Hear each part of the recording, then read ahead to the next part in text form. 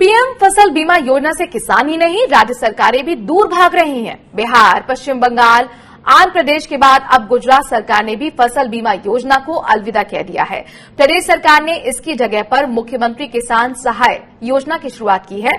इसके तहत सूखे, बारिश और बाढ़ से फसलों को नुकसान होने पर किसानों को मुआवजा दिया जाएगा। नई योजना का ऐलान करते हुए गुजरात के मुख्यमंत्री विजय रूपानी ने कहा कि केवल इस साल के लिए फसल बीमा योजना की जगह मुख्यमंत्री किसान सहाय योजना ला रहे हैं, क्योंकि बीमा कंपनियां इस बार बहुत ज्यादा प्रीमियम मांग रही हैं। उन्होंने कहा कि अगर बीमा कंपनियों का टेंडर कर लिया जाए तो सरकार को अपने हिस्से के तौर पर 4,500 करोड़ रुपए देने होंगे। गुजरात में फसल बीमा का प्रीमियम औसतन 1,800 करोड़ रुपए रहता है। इस नई योजना के तहत राज्य सरकार या किसानों को कोई प्रीमियम नहीं देना होगा। इसके तहत सूखा या ज्यादा बारिश, बाढ़ से 33% से ज्यादा फसल का नुकसान होने पर मुआवजा दिया जाएगा।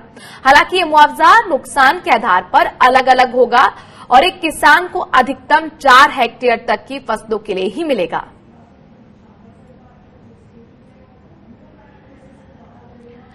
हिंद किसान के editor in chief Harvir Singh ji हमारे साथ स्टूडियो में मौजूद हैं। हरवीर जी, बहुत बहुत स्वागत है आपका। और चूंकि अब गुजरात बीजेपी का ही राज्य है, वहां पर से भी अगर फसल बीमा योजना को नकार दिया जाए तो इसके मायने क्या हैं? असल में देखिए कि बहुत लंबी जद्दोजहद के बाद देश में फसल बीमा योजना लागू हुई और उसके कई सारे रूप आए, बदलते रहे।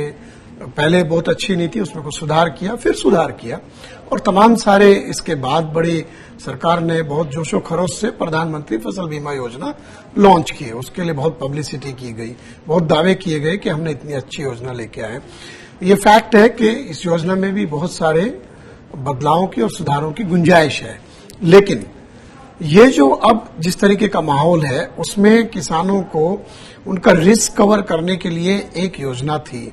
अगर कोई किसान चाहता है कि उसकी फसल को रिस्क कवर हो, कोई ऐसी परिस्थिति पैदा हो जाए जिससे उसको नुकसान होगा, तो उससे बचने के लिए उसके पास एक कंपनसेशन उसको मिलना था। और उसमें 2 तरीके थे, राज्य सरकारें उसकी हिस्सेदार थी, केंद्र सरकार हिस्सेदार थी और किसान था। सब मिलकर के प्रीमियम का भुगतान करते थे। अब उसमें समस्या क्या आई कि कई राज्यों ने, जैसे पंजाब ने भी पार्टिसिपेट नहीं किया, बिहार ने भी ऑप्ट आउट कर लिया और कई राज्य उसको छोड़ते चले गए, क्योंकि राज्य नहीं चाहते कि उनको अपने हिस्से का प्रीमियम देना पड़े। दूसरे, ये थोड़ा हमारे किसानों की भी गलती रही कि उनके जो अपने तरीके से उनके लिए जो आंदोलन लोग करते हैं वो विषय को ठीक से समझ नहीं पाए और उन्होंने सरकार के ऊपर दबाव रखा कि किसान को अपनी मर्जी से उसको लेने दीजिए बीमा। आपको जो कवरेज बढ़ाने के लिए कोशिश करनी चाहिए थी, आपने उस कोशिश को और कमजोर कर दिया। कमियों को दूर करने के लिए बात कीजिए। अब उसमें कम किसान होंगे तो उसका प्रीमियम ज्यादा होगा, और क्योंकि प्राइवेट बीमा कंपनियां भी शामिल हैं तो वो उन्होंने बहुत हायर प्रीमियम कर दिया। अब राज्य सरकारें कोविड के चलते उनके पास रेवेन्यू कम है इस बार, तो वो उसको देना नहीं चाहते। तो ये तो केंद्र और राज्यों को मिलकर तय करना चाहिए कि किसान को जो बीमा कवर था वो बरकरार रहे। और ये कोई बीमा कवर थोड़ा ही होता है कि कुछ होगा तो देखेंगे 33% उसमें आप फसल की सीमा तय कर दे रहे हैं। तो बीमा तो जब कराया जाता है उसके लिए कोई भी, उसकी कितनी भी फसल है, अगर नुकसान होता तो कंपनसेशन देना चाहिए। तो बेहतरी के बजाय आप उल्टे रास्ते चलने लगे, और ये राज्य सरकारों की बहुत बड़ी खामी है और केंद्र सरकार की भी खामी है कि किसान को जो एक उसकी जोखिम का एक उसको जो एक कवर था उसको आप छीन रहे हैं उससे, जो मेरे ख्याल से निहायत ही गलत है। जी, इस बीच अपने दर्शकों को बता दें कि गुजरात के अलावा और कई राज्य सरकारें पीएम फसल बीमा योजना से अलग होकर अपनी योजना शुरू कर चुके हैं। इसमें बिहार है, पश्चिम बंगाल है, आंध्र प्रदेश जैसे राज्य शामिल हैं। इसके अलावा तेलंगाना और झारखंड ने भी इससे अलग होने के लिए केंद्र को चिट्ठी लिखी है। वहीं मध्य प्रदेश ने भी खरीफ सीजन के लिए 31 जुलाई की समय सीमा बीतने तक अपना एनरोलमेंट नहीं कराया है।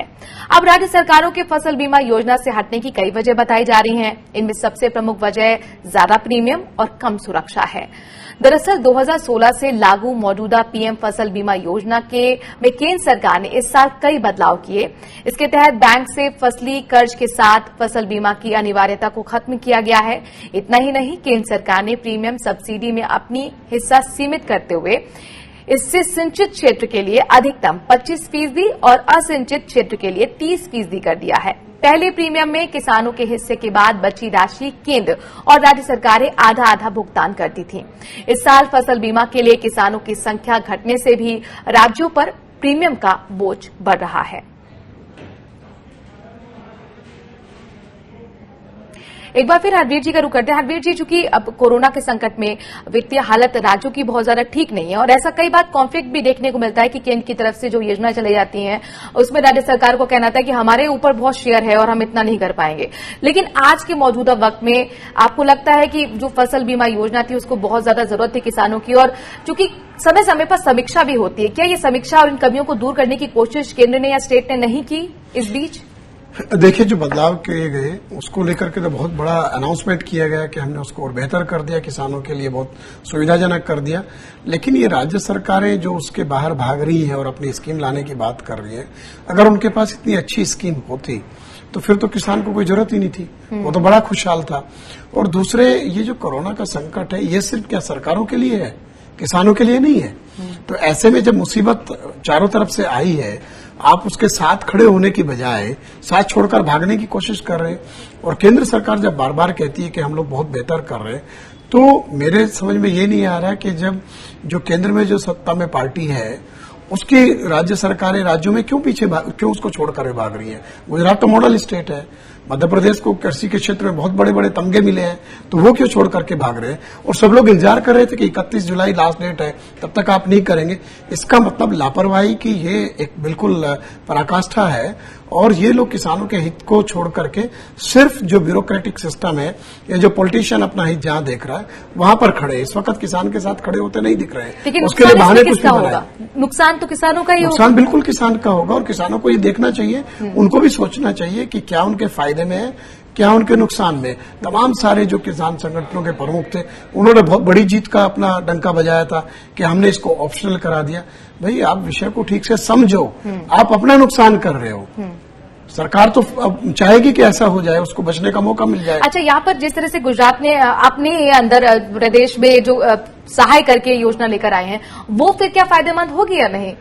देखिए, बिल्कुल नहीं होगी। अगर इतना आसान था और राज्य सरकारें इतनी बढ़िया स्कीम बना के तुरंत आ सकती थी और कह रहे 1 साल के लिए, तो ये तो एकदम बिल्कुल बड़ा अजीब सा मजाक है किसानों के साथ में। दूसरे, एक पहले से था कि जब कोई नेचुरल डिजास्टर या कुछ इस तरह का होता था, प्राकृतिक आपदा होती थी, तो उस वक्त किसानों को कंपनसेशन देने का कंटिजेंसी फंड से प्रावधान था। तो अब यही करेंगे, फिर आप उसको जो भी मुआवजा बनेगा जो पहले देते थे उसी पुरानी प्रक्रिया पे लौट रहे हैं। तो आपको एक बेहतर, जबकि फसल बीमा योजना में तो पोस्ट हार्वेस्ट भी कवर है, तो आप जो है वो सारा जो उसको बेहतर कवरेज दी गई थी, आप उसको छोड़ करके आप रिवर्स जा रहे हो, आप उल्टे जा रहे हो। बेहतरी के बजाय आप पुराने डरने पे जा रहे हो जहां वो जो उसके लिए बेहतर नहीं था। तो ये एक अजीब स्थिति है। मेरे ख्याल से किसानों को भी आवाज उठानी चाहिए और दबाव बनाना चाहिए कि, और ऐसा भी नहीं है कि अचानक 31 जुलाई आ गई, अचानक ये परिस्थिति आ गई।